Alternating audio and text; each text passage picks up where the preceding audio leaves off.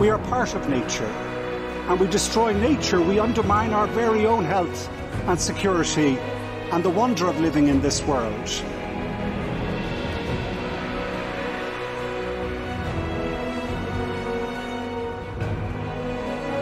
Restoring nature restores soils, it improves water quality, it improves air quality, it improves our health.